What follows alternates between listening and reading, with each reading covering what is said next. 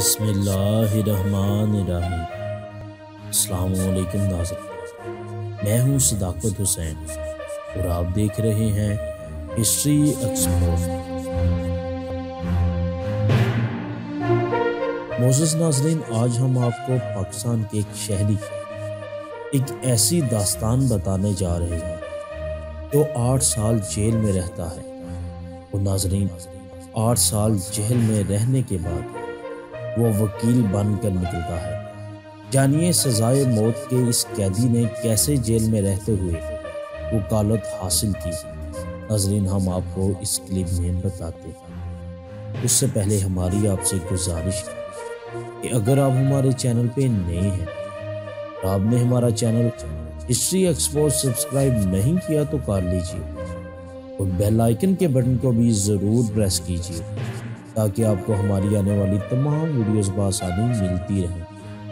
اور اس کلپ کو بھی ان تک ضرور دیکھیے گا تاکہ ناظرین آپ جان سکیں وہ کون شخص ہے جو ناظرین 8 سال جیل میں رہا، وکیل بن کر رہا، اس شہر کا ہے اور 8 سال کیسے گزارے اور وکالت کا شوق کیسے پیدا ہوا۔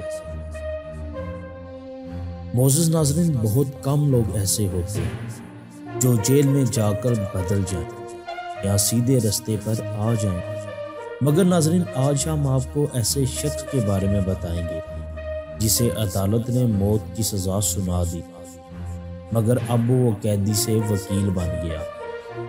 رائے محمد ایاز نامی شخص کو 2012 میں قتل کے مقدمے میں گرفتار کیا گیا، مگر 8 سال دوران قید میں رائے محمد نے وکالت کی ڈگری اور دین کی تعلیم حاصل کی، جس کے بعد اب وہ وکیل بن چکے۔ رائے محمد نے اپنے انٹرویو میں کہا کہ میرے اور میری فیملی کے خلاف قتل کا جھوٹا کیس کیا گیا جس میں مجھے اور میرے والد صاحب کو گرفتار کیا گیا۔ انہوں نے بتایا کہ جیل جانے کے بعد میں نے 8 سال گزارے جہاں وکالت کی تعلیم حاصل کی۔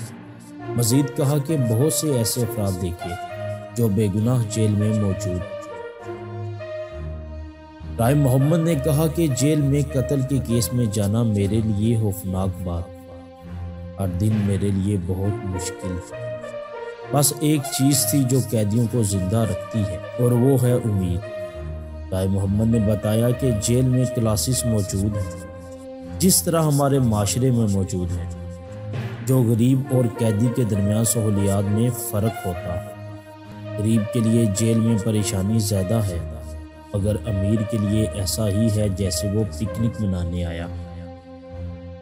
مزید رائے محمد صاحب کہتے ہیں کہ اگر میں جیل نہ جاتا تو آج میں وکیل بھی نہ بن پاتا، کیونکہ وکالت انہوں نے اس لیے کی کہ ملک میں انصاف لایا جائے۔